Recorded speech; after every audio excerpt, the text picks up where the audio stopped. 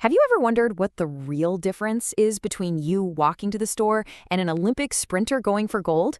I mean, you might think it's a world apart, but the truth is, the basic movements are pretty much the same.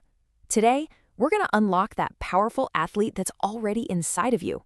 Let's dive in. So, I've got a question for you. Are you secretly an athlete? Well, the answer is a huge yes. Absolutely. All those things you do without even thinking, walking, hopping over a puddle, tossing a ball, that's the foundation. That's where it all begins.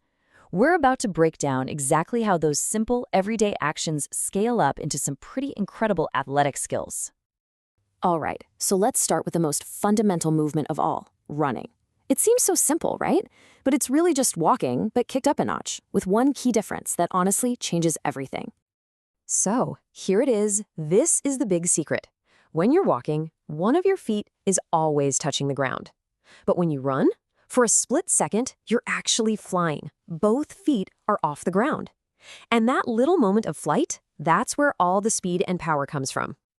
So how do you master that flight phase? Well, it really just comes down to this four-part cycle. First, you kick your leg back, which propels you forward. Then you drive that knee up high. You reach forward with your lower leg to eat up the ground. And finally, you land ready to start the whole cycle all over again.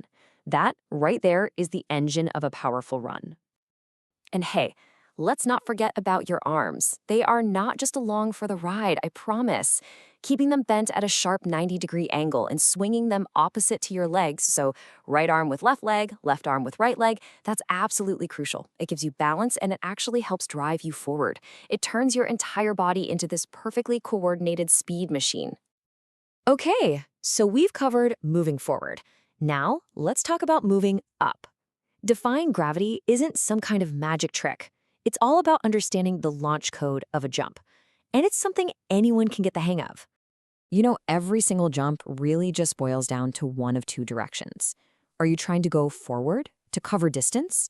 Well, that's a horizontal jump, like in the long jump. Or are you trying to go upward to get over something? That's a vertical jump, like the high jump. That simple choice of direction changes the entire technique. And it doesn't matter which direction you're going, every jump has these three distinct stages. You've got the takeoff, that's your explosion into the air. Then there's the flight, that awesome moment when you're airborne. But, you know, what goes up must come down, and how you handle that landing, well, that's probably the most important part of all. It's what keeps you safe so you can jump again tomorrow. To land safely, you've got to think of your body like a spring. You want to land on the balls of your feet first and then immediately bend your knees to absorb all that impact. Kind of like you're sitting down in a chair. The one thing you absolutely do not want to do is land with stiff, straight legs. That is just asking for an injury. A good landing protects you and keeps you in the game. Okay, so we've covered moving our bodies through space, but what about transferring all that energy into an object? It's time to break down the art of the throw. Now, throwing isn't a one-size-fits-all skill. Not at all. The way you launch a super light javelin after a full sprint is completely different from the crazy rotational power you need to heave a heavy shot put. The object's weight, the rules of the game, it all changes how you need to stand and move. But before you even think about unleashing all that power, there is one rule that is more important than anything else. This isn't just a tip, it's a non-negotiable principle. You have to be concerned about the safety of yourself as well as of others. And look, this goes for everything. It doesn't matter if you're on a professional field or just tossing a frisbee in your backyard. Being aware of who and what is around you is absolutely everything. You always put safety before distance or power. So, we've deconstructed the run, we've unlocked the jump, and we've broken down the throw.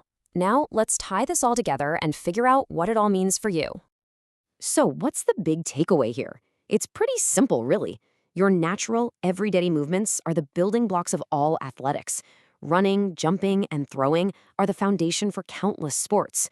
By working on the right technique for these basics, and always keeping safety in mind, you're not just getting better at a game. You're building a stronger, more capable body for life. So, the building blocks are all yours now. You have the knowledge. The only real question left is, what are you going to master first?